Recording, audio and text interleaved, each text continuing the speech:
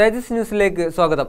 രാജ്യത്തെ അടിമപ്പെടുത്തുന്ന ഫാസിസ്റ്റ് ഭരണകൂടത്തിനും ഹിന്ദുത്വ ഭീകരതയ്ക്കുമെതിരായ ജനകീയ പോരാട്ടങ്ങൾക്ക് ആത്മവിശ്വാസം പകർന്ന് popular front of India unity March.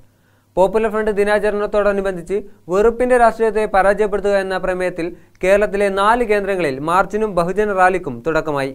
നാദാപുരത്ത് Kasaragod, Kannur, Wayanad, Kozhikode ജില്ലകളിലെ കേഡറ്റുകളും എടക്കരയിൽ മലപ്പുറം, പാലക്കാട് ജില്ലകളിലെ കേഡറ്റുകളുമാണ് യൂണിറ്റി മാർച്ചിൽ അണിനിരന്നത്. ആലപ്പുഴ, പത്തനംതിട്ട, കൊല്ലം, തിരുവനന്തപുരം ജില്ലകളിലെ കേഡറ്റുകളാണ് പത്തനാപുരത്ത് ചുവടുകൾ വെച്ചത്. ഈരാറ്റുപേട്ടയിൽ, കോട്ടയം, ഇടുക്കി, എറണാകുളം, തൃശൂർ ജില്ലകളിലെ കേഡറ്റുകൾ പങ്കെടുത്തു. ബഹുജന റാലിയിൽ ഉടനീളം സംഘപരിവാര ഫാഷിസത്തിനും RSSനും എതിരായ മുദ്രാവാക്യങ്ങളും ഉയർന്നു. ന്യൂസ് ഡെസ്ക്, തേജസ് ന്യൂസ്.